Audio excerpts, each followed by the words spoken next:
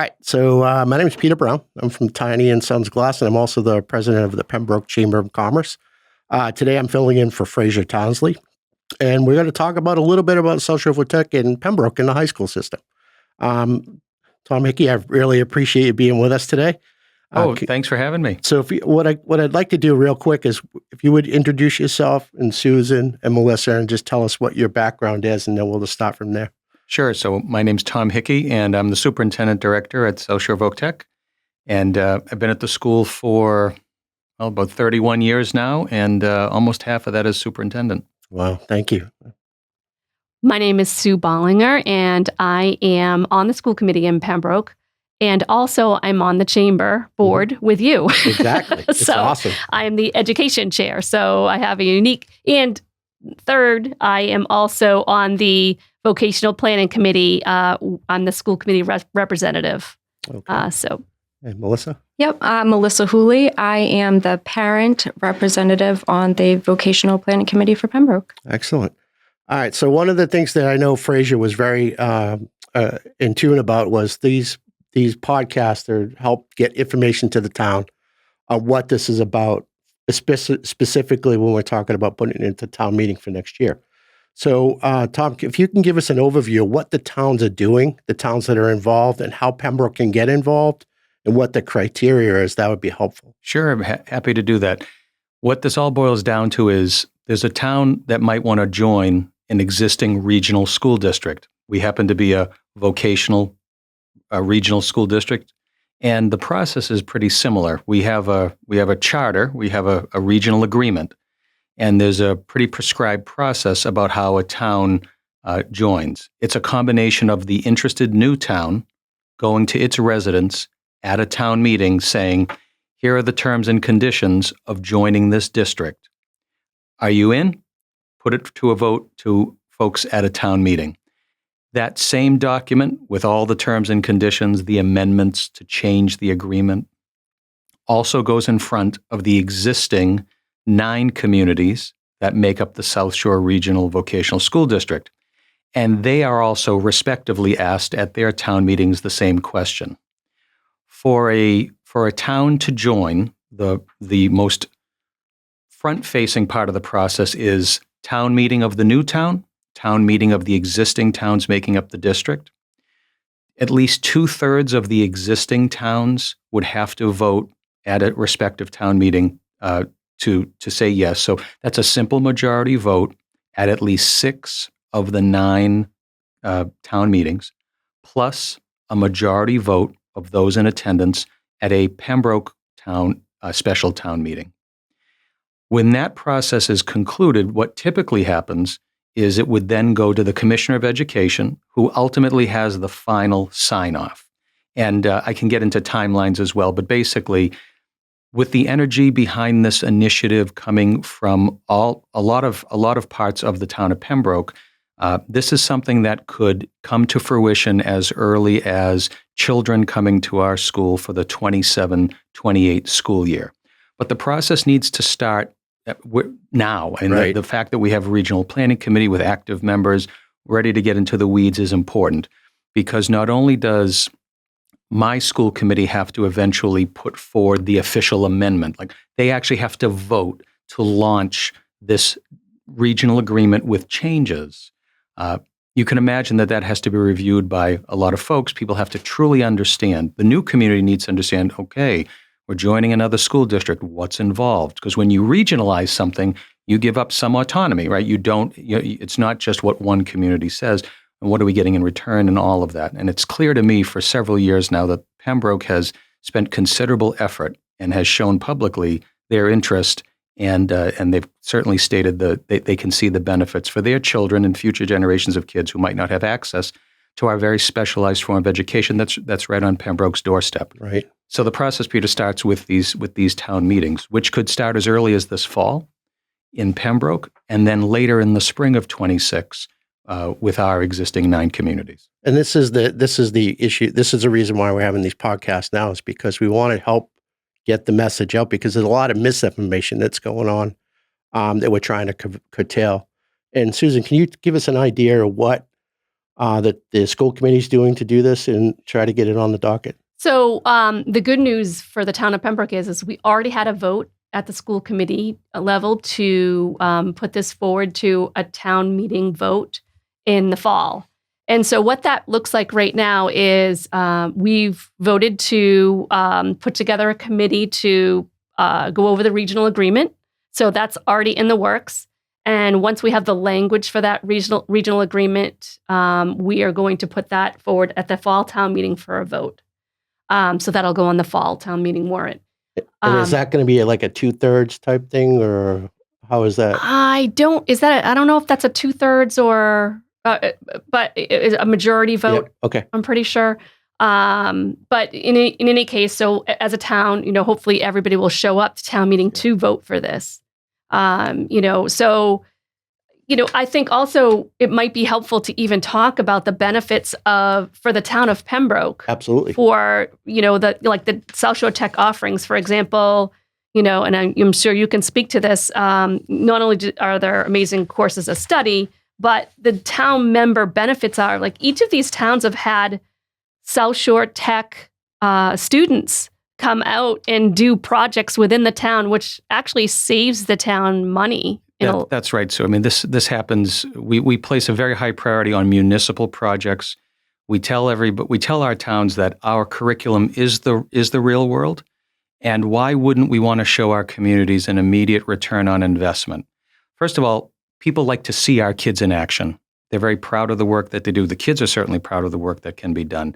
And in some cases, it's work that's brought to our school. So we're always fixing a trailer hitch for some water department or something. I mean, these are great projects.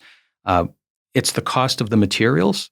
I mean, so it's the return on investment. The win-win is we're telling kids you have to do a job right, and why not practice knowing that this is a real person who you can maybe get a C+ on a math quiz, but you can't get 3 out of 4 tires on the car. Right. You got to get some things right. And so why not reinforce that with actual work? And it's coming from the communities that are supporting us. So we have found that formula works very well. And so we basically evaluate requests from our communities on an ongoing basis. And, sometimes we've got, this is our 11th shed request for carpentries. It might take a little while. Can you wait? But more often than not, we find a way to balance the talents of our teachers and students with the needs of the towns. It is a great return on investment. Yeah, absolutely. I have a list of different projects that were done in the various towns, but I can't read them. So I brought the list with me. I think Hanover built a collection box at the town hall. They see in Marshfield, there was senior center repairs. Norwell had some, the high school baseball field dugouts. Do I have that correct? Dugouts, disabled ramps, sheds, small additions, work that metal fab welding can do, work on vehicles in our automotive program. The list goes on and on. And then your computer program, the computer repair that they're doing.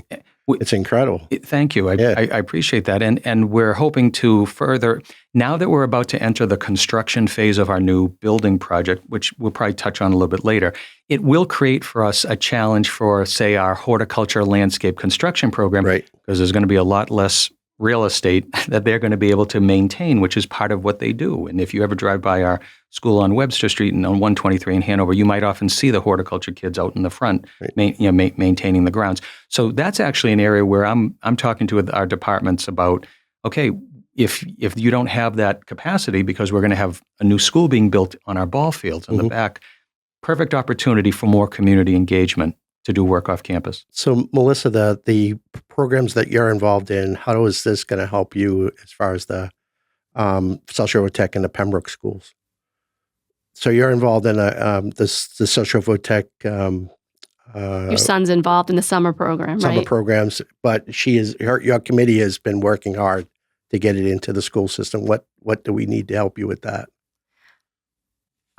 So for the school systems, we just need to get the word out about the vote in October. What Sue's presenting is the benefits to the community. It just goes beyond just kids. It helps the community as a whole. And as you said, just any misinformation, just correcting that. But just awareness to what actually South Shore Votech offers and how it benefits. So Melissa has this great Facebook group that she's created to help create awareness for, Votech, all things Votech, which has been very helpful. It's really the go-to place for a lot of people in the community to get some information. Every time we have a school committee meeting or there's some sort of an informational something, right, Melissa posts it, which has been amazing. And a lot of people in town, have been sort of looking to her, like, what should we do next and so as a result, she's our parent advocate on the group that we created for Votech. That includes Tom, myself, our superintendent, Erin Obi, and, a few other people who work within the schools. And we've been working pretty hard to, come up with a plan. And we came up with a plan we're hoping to have we are going to have this fall. We'll have the meeting vote. But then in addition to that, if that passes, if we as a town decide to move forward, we have a couple of really important votes in the spring as well to fund it. Because yes, we definitely want Votech. Who doesn't want Votech? But how are we going to pay for it is really the question that most people have. And so hopefully we can touch a little bit about absolutely. If you want to touch about it now, that'd be great. Yeah, absolutely. So the way it works is it's a 3-part vote. The first part's already happened, where we're going to enter into a regional agreement to join South Shore Tech as a member town. And then, the member towns have to vote on their own, hopefully in the spring, if we decide. Then part 2 is, and part 3 are both financial. So there's a debt exclusion override for Pembroke, and that is to cover our portion of the funds to build the new school, which Tom should talk about after this. So it's actually going to cost about $20 million. However, for our portion would be $20 million. However, that would be over a number of years. And in addition to that, we need an operational override to cover the cost of sending the kids to the school and this transportation costs and so forth. So all in all, for the average household, which is, we're saying like household $600,000 or so, the average would be about $450 per year for a resident. So just to give you an idea of what it would cost if we decided to move forward the financial piece. But, I think, Tom, it would be really good to hear about the building project. And Absolutely. So as I said, we're in the design development phase now. And so next June of 26, we'll begin a 2+ year construction window. We should be opening the doors of the new school for the 28-29 school year. This is we're the second oldest vocational school in Massachusetts. The voters in our district were very, very supportive of the project. It just felt really good to know that in a very difficult economic times, people did make a value choice and say this is important. And they supported not just a new school, but also a bigger school. The size is certainly bigger, which is one of our chronic issues because we have such a long waiting list. But we're also going to be able to put more students into those shops where we currently are turning kids away and bring on new programs. So this school will have the 12 programs we have right now, and along with a plumbing program and a veterinary science program. So the fall of 28, we're ribbon cutting, and we'll have a new school in the back, and the current school will stay in the front, and it'll need another year for the demo, and then our ball fields will be moved to the front. So Pembroke is in a good position as a community in terms of talking about this regional agreement process, and Sue's going through a lot of the details, because we just did this a year plus ago with the town of Marshfield. Right. And that's actually helpful, although I will say you have to run everything through the Department of Education, and that can take some time. But they very much want to get into the weeds to make sure that the language is appropriate. And the fact that we just kind of did a full physical on our regional agreement with them a year ago will make this process a little bit easier, so that the parts of our regional agreement that we're amending are really what we did with Marshfield, which is you write a new section that says you're transitioning in a new town and what are the terms and conditions, and most of the rest of the agreement will basically stay the same. So I think what folks will be eager to hear more about beyond this conversation and through the local town leadership and anything that I can do to help will be, so what's involved in the language? Like what exactly, like what's the cost? Certainly there's a debt exclusion and then there's an operational override. That all has to get factored in. That's how Pembroke is saying, we need to know, Pembroke is saying, before we say we're in, we need to know that the folks understand that we need to maintain the services we have in our community, Right. and not have this new initiative undercut PPS or undercut other parts of the town budget. So it's all presented all at once. Are we in or not? And I totally understand the logic. When we brought in the town of Marshfield, we focused on a couple of areas. One was to pay a proportional share of what we have in our stabilization fund, and then to come up with a clear formula about how a town pays its debt share. And what we came up with, I thought, and I still think, is a very fair approach, which is it's governed for several years based on the number of kids who come. So when folks in Pembroke hear estimates of cost for the town of Pembroke, that's making a series of assumptions because we don't know what the current second graders will be interested in. But I'm going out on a limb, and I think others would agree, that Pembroke wants in because they know families from the community want in. Absolutely. And we apportion seats based on the size of each town's 8th grade class. So I'm estimating that Pembroke, and 8th grade sizes, they'll fluctuate over time, but we're ballparking maybe 20, 21 kids per year. So I think it's appropriate and we did this talking with Marshfield and talking with my other communities, that you don't choose lowball numbers when you're talking when you're saying anything in the millions, it gets people's attention. But what are you basing it on? We're assuming that if given the opportunity, Pembroke will fill every seat that they're apportioned, that there'll be enough of a demand. And so that's not a guarantee. It could be less. I mean, over time, enrollments can fluctuate. But that's really what's undergirding where some of these numbers are coming from. Right. There's and then, of course, there's the operating assessments, which which Sue spoke about earlier.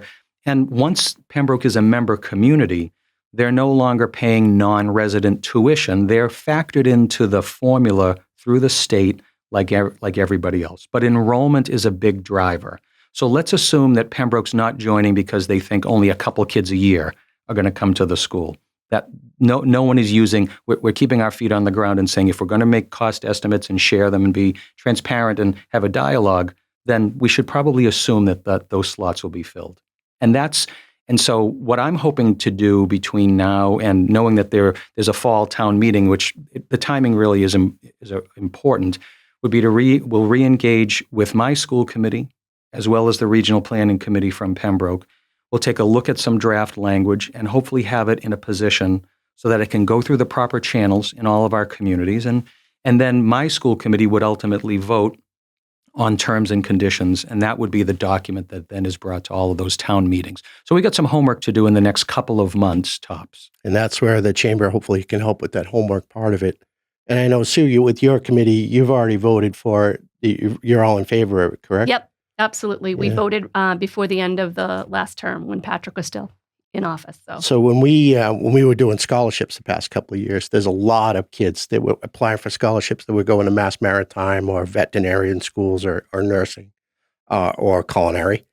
And this is where in 2 years, this would be amazing for the kids to have another venue that they could go to, but get a foot started into where they want to go. It's such an amazing opportunity Absolutely. to be on. Honestly, I would love to hear, Melissa, why do you feel it's important for Pembroke to have Votech? I would love to hear your perspective because you're the one who really spearheaded this whole thing. So aside from being a parent in Pembroke, I actually have the unique perspective. I grew up in Pembroke. So I went through the Pembroke school systems. I actually went through Silver Lake. I was the first year that we split from Silver Lake, was my graduating year. I've seen what the culture of Pembroke being a part of Votech, and it's a little bit alarming to me that we haven't gotten kids in, for 4 years now. I don't think Pembroke is the type of town that doesn't value this education.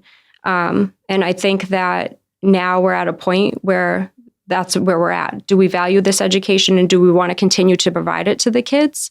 And I think it's so important. I think if you look around to neighboring towns, they all provide the education. I think that, this is very valuable to our town and to the kids in our town. It's interesting because I have, kids that went to college, the traditional route and whatnot, and they're out there hustling, trying to find a job now. They're fresh out of college, looking for a job. And you think about it, and the trades are desperate for people. I know people who own companies that are desperate to have HVAC employees, and there's not a lot of jobs out there right now. Right. There's a ton of jobs out there right now for trades, and not a lot for people who just graduated college. It's so competitive. You're looking at 100 resumes for one job, and the kids in our community aren't getting the exposure to it. Exactly. At all. So we'd be doing our kids an incredible service by providing it in Pembroke. They would then have the opportunity to either college or go some sort of a trade. Right. It's so important. We need electricians. We don't have enough electricians. We need HVAC people. We need plumbers. We need people who are willing to, get into the, join companies. And I had some work done recently on my AC, and it was really difficult to get them out there because they don't have enough people working for them. They don't have enough help. So the statistics are overwhelming in so many industries that they're that they're graying out. Yeah, and there aren't enough replacements, and so that increases the demand that you're talking about. And we all want the South Shore to be a place to raise families and have local economies that are robust. We're happy to be part of that overall blueprint in the region.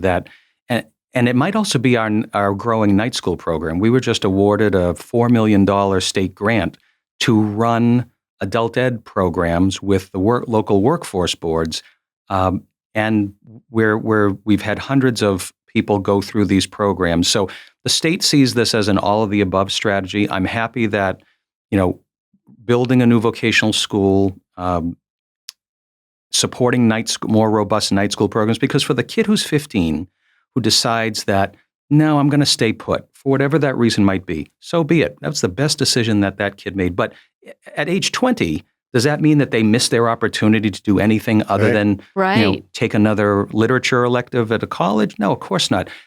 Kids make their life choices in a series of short-term decisions, and maybe this opens some doors. So we're here for the community after hours, but our primary mission, of course, is during the day.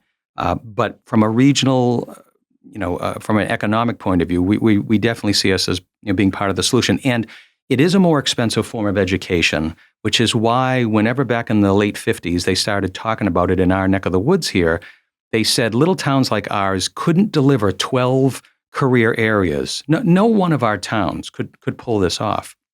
So you regionalize, you share some governance, and then you share the costs. And then you have kids that can have access to it. So the formula continues to work. And I will just say, I mentioned just governance real quickly. So if folks are wondering, we are governed like any other regional school district. So I have a regional school committee where the select board in each community appoints one member from each town. So we're Pembroke to join and be our 10th community. At some point, the select board would, whatever the process is for seeking interested parties, would appoint someone for a 3-year term. That's how the governance works, and everything else looks the same for as far as a school committee. Now you have programs for kids through the summer too, right? Yeah, you've seen that maybe on social media. We've been super successful with these discovery camps, and that's our opportunity to show our communities at a younger age what vocational education is about.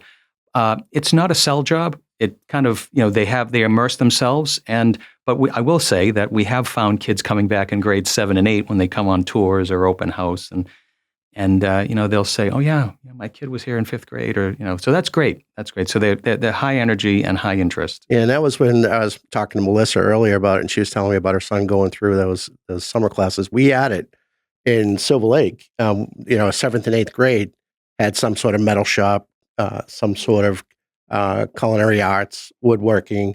And that's how I went. When I went to Silver Lake, I took carpentry and cabinet making because I was exposed to carpentry in 7th grade. So it gave me an idea of what I wanted to do. But we don't have that touch anymore at that age group. And I know you and I talked about it at the Boys and Girls Club in Marshfield, but that's the age group between, 5th and 9th grade where they're trying to figure out what they want or who they want to be. And that's the exposure that you're doing now through the summer camps. And back in the day, you're absolutely right. The idea of having career awareness and exposure in all high schools, that was the norm. And then I'm not going to tie it directly to MCAS and high stakes accountability, right. But eventually choices had to be made and certain things began to get cut. And so you fast forward and you have generations of kids who, unless they had that relative or that neighbor, the friend who was in that area, it wasn't equitable for them to understand, like, I've got other career options. So we're happy to fill that. And a partnership, joining the regional school district also joins our school district with PPS because there's a partnership there in terms of continuing to raise awareness with the kids that are in 7th and 8th grade in upcoming grades. And that's that's the vibe I get, which I think is very positive, which is if that's what a family wants for their child and there's capacity, that's great. But kids won't choose something they don't know about. Right. And so a community like Pembroke sends a message that we value vocational education. We want our families to be aware. And so it's just, it's making for, it sends a very good message, I think. Yeah, and it gives them more choice. It gives gives them them exposure and no more choice. Like, and Melissa, with when we were talking about earlier, how can we help you get that message across to the people that are on your Facebook page?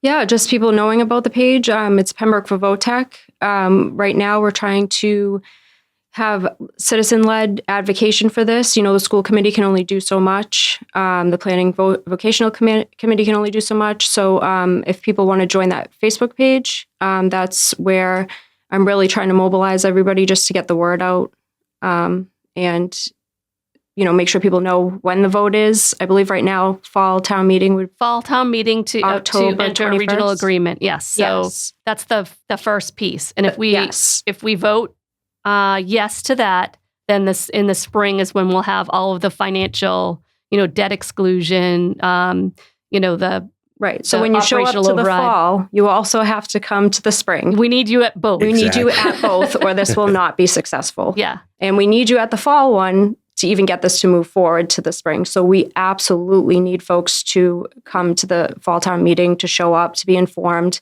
and to vote for this.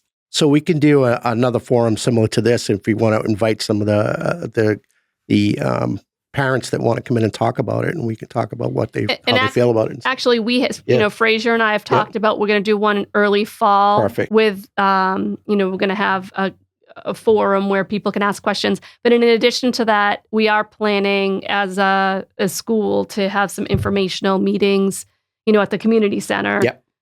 So you can, keep an eye out for things like that. Perfect. I think another great thing is that we have a lot of folks in Pembroke who have gone through these schools who can attest to the fact of, how it set them up in life for what they're doing now.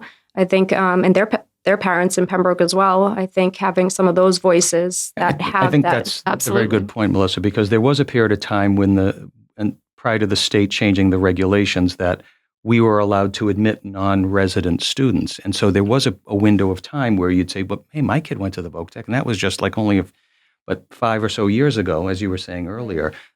So we're no longer allowed to admit rising 9th grade students.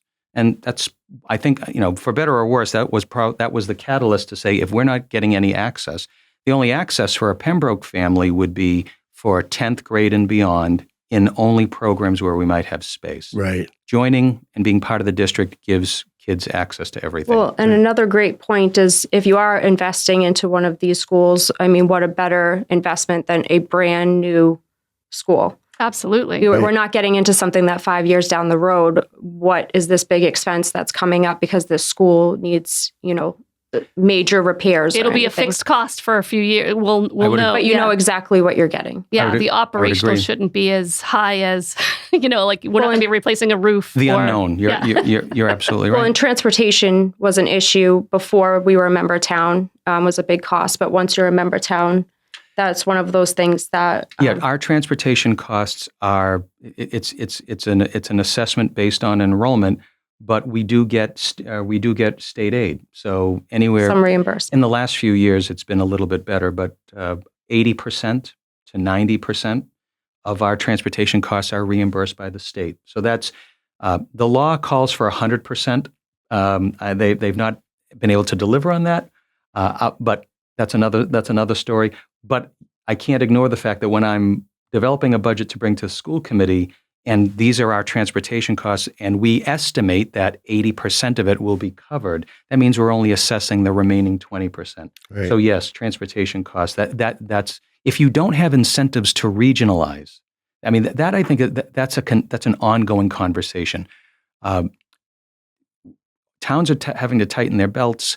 The state encourages regionalization. They need to provide incentives. And that's something we're going to continue to advocate for regarding our building project, because Voc schools are reimbursed at the same rate as traditional schools in terms of square footage. And that is something that we're persistently and respectfully saying, you could really help local taxpayers if you could maybe juice up those reimbursement rates. Like, it does cost more to put in a body shop versus a math classroom.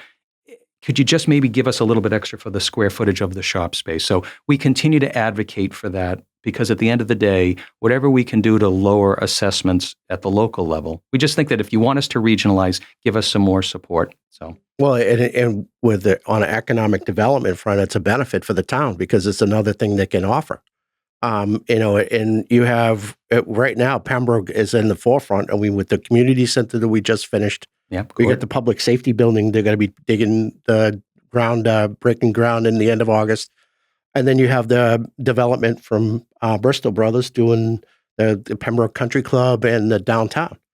So there's a lot of look in Pembroke, and this is a big draw for us. Yeah, and I don't know if I wouldn't say the inspiration for the design came from the community center, but I live in Hanson, so I'm through Pembroke all the time, and it's stunning. And our new school has a farmhouse theme. Yeah, and I was rerouted because of some traffic today coming back through the center, and I love the look of that. Well, it's a similar look with farmer's porch look, because North Hanover has a kind of a farmhouse. It's a farmhouse area, so that's the inspiration for the front of it. Yeah. That's so the when we do architects the have come up with. forum at the recreation center, we have to get your food truck to come over. Consider it done. And do some, They do. They do a great job. They do a great job. Yeah. With that. Yeah, Right. and so basically, even though the new school will not be built, if we decide as a town to move forward with this, we could have students potentially going for the fall of 2027. Right. So based on the timelines, that is something that our school committee and the planning committee will talk about. But that would be the earliest. Yeah. So we're hoping for that. Excellent. So is there anything that you think that we didn't cover that we should talk about? I think we covered a lot. I think I would just say that the next round of conversation, and it might not, and a podcast might not do justice to putting numbers and details up, right? So that might be a different forum. But I think letting people know, like, what's in the guts of this regional agreement. If anyone wants to even get an initial flavor for it, they can go to our website, southshore.tech. They can go to the About tab, and under district documents, they can see what's the document that's like currently running the show right now. I want to see what you're talking about. I want to see the sections you just amended when you brought in Marshfield. Like that's our Constitution. Folks can at least see that and know that what we're working on is not to make changes to what's in existence. It's to eventually write language that parallels the Marshfield model for Pembroke. And then I'm sure folks would want to know, all right, well, let's get into the weeds about what do we think this is going to cost. Sue already touched on that. So we'll be able to show, eventually we're going to produce a document that has line by line, strike through, very detailed, so everybody in all of our towns understands what's changing as a result. Pembroke's going to join. Okay, what are the terms and conditions? What's the timeline? And that will be the fruits of our labor going into the early fall. So at some point, and I'm sure that we can shine a light on that in many ways, so that folks in all of our communities, especially folks in Pembroke, because this is a new thing, right?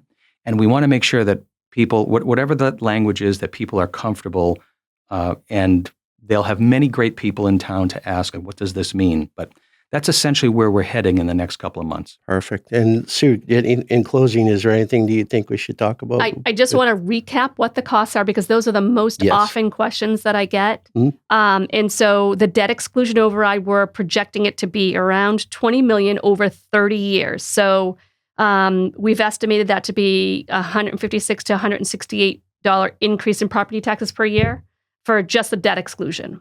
The second is the operational override piece, which is $1.75 to $2 million increase in the base budget. So we'll need that increase. And that's projected to be around $282 in property taxes per year. There is going to be a stabilization fund reimbursement. So we have to pay our share of the stabilization fund for South Shore Tech. And then in addition to that, there are transportation costs of around $209,000. So because we would need, once we have 40 years worth of students, 20 students per year, somewhere around, 80 to 85 students, and it'd be about 2 buses. Okay. So, there's a portion of we still do have to pay some transportation costs. Again, much of it's reimbursed by the state. However, we still have some. So total would be $450 per year. For the average home that's valued at $601,000. So just so people understand what the full cost is. But this is really an investment in our children, which is the most important piece. Absolutely. As far as I'm concerned. This is a draw to the town of Pembroke. Like you were saying earlier, people will want to move here because you can join South Shore Votech. I have friends that have moved out of their town to move into a South Shore Votech town. So because they want their kids to join Votech. So it's really important, that we really consider this as a town. I know it sounds like a lot of money when I say $20 million, but if you're looking at it as a yearly fee of $450, if we can invest in a community center and so forth, we should be able to invest in our kids. I think this is a really important investment. Yeah. And then Melissa, on a final note, parents and how can we get information to them to get them involved besides the Facebook page?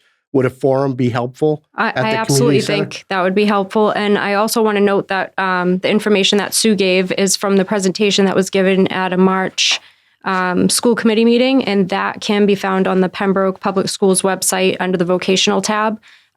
They've also discussed that any more additional information that we have on the Pembroke side of this, they will add to that tab. Okay. So going directly to the Pembroke Public Schools for the factual information, for anything that's been presented, that's a great way to get information, especially if you're someone like me that likes to have it physically in front of you to read through it all.